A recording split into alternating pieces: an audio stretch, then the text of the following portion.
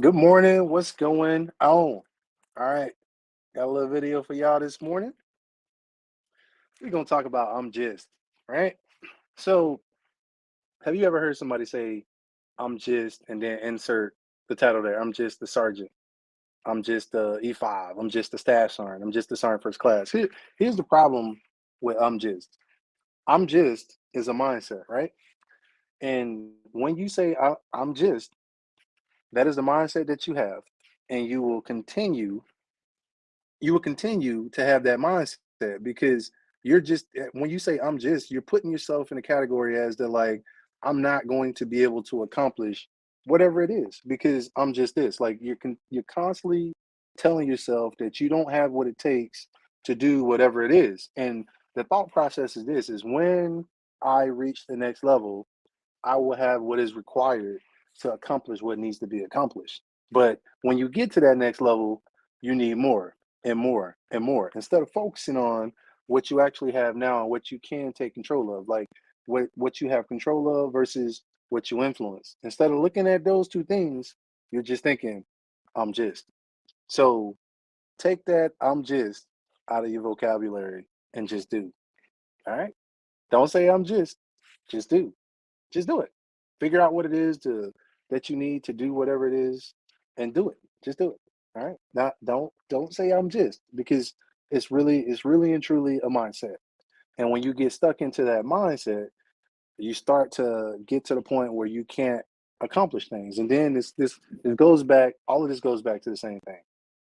Influence. All right. And that I'm just mindset aligns with appointed authority. All right. It aligns with appointed authority. Appointed authority is great, and you need it in certain situations. You do, all right. I won't say you need it, but it's helpful in certain situations. But when we look at influence, and we'll break the whole influence thing down. Like I don't think a lot of people really understand what influence is and why influence is so powerful. Right now, you have your credibility. Right, we talk about credibility all the time. Credibility is your ability to be trusted to do things. All right, like this is your character. These are the things.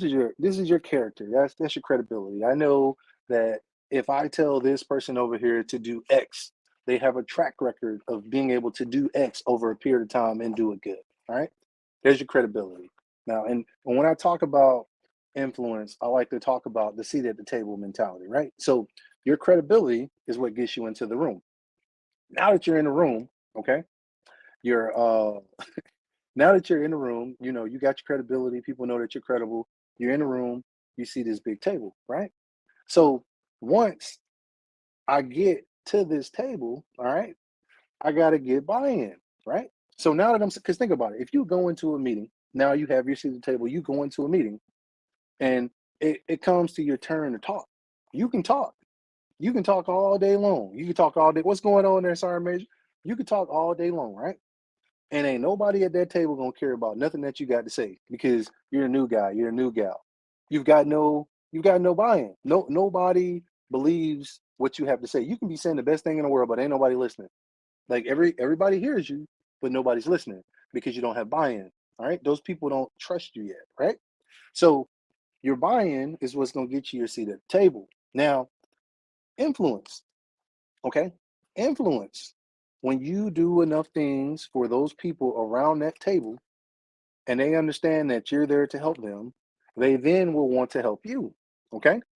Now that you got your credibility, you've gotten buy-in, and once you get enough people around that table to get buy-in, guess what comes next? Influence. Now that you got the people around that table who are listening to you and they hear you, they're willing to back what you have to say. That's the power of influence. I used to tell my soldiers this all the time. I said, hey, look, my NCOs, what is the only thing that you can leave into a room of soldiers when you leave? Like when you leave and you're gone, what's the only thing you can leave in that room with those soldiers that will ensure the task is done? Influence. If your influence isn't strong enough, then things won't get done. And I get it. You got a lot of people that say like, well, if they don't do what I want them to do, you know, we're gonna give them Article 15. We're gonna do this. We're gonna do that. And here's the thing, right? You're right. That's cool. But think about this: giving one soldier Article 15 we're sitting here and we're enforcing you know, God, right? Good order and discipline. We are, right? But giving one soldier an Article 15 is like pulling a weed. As soon as you pull that one weed, another one's gonna pop up. You got to do more work than just giving Article 15s. Like that Article 15 should be the last result. You should have exhausted all of your results before you got, I mean, all of your resources before you get to said Article 15. And I'm not saying we having people out here being unruly and things like that.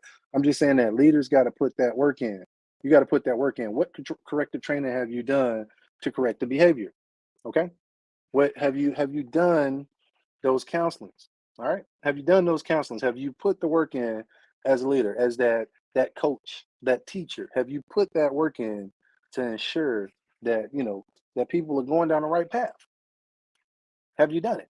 Or did you just jump to the Article 15? Because when you don't put that work in and there's no, consequences for, not doing things, there's no corrective training and stuff like that, and you just jump to the Article 15, that could cause a lot of problems.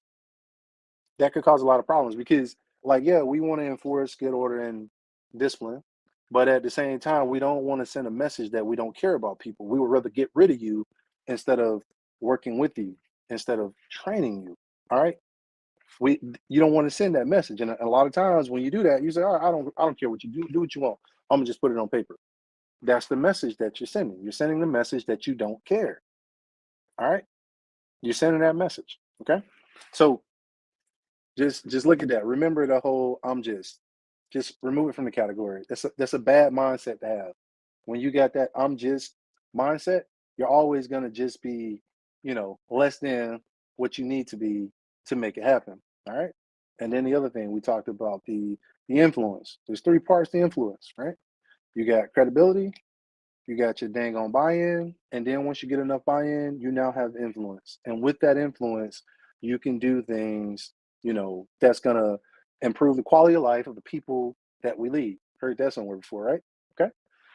And like I said, it's the whole seat at the table mentality. Your credibility gets you into the room, the buy-in gets you to seat at the table, and then once you get enough buy-in from the individuals around the table, now you have influence, my friend. Okay. Now, hey, look, with that being said, I'm gonna go ahead and I'm gonna jump off of here. All right, look, you're important, you matter, and don't let anybody make you feel as if you're insignificant. If you do, get into the inbox. We got people here to help you out. The NCOPD Live team is here to help you out. Let's Talk About It is here to help you out. And the Women's Intentional Podcast is here to help you out. Look, I mean it when I said you matter to me. All right, look, life is a choice. I'm depending on you to choose well. Odds are signing out. I'll be talking to you soon.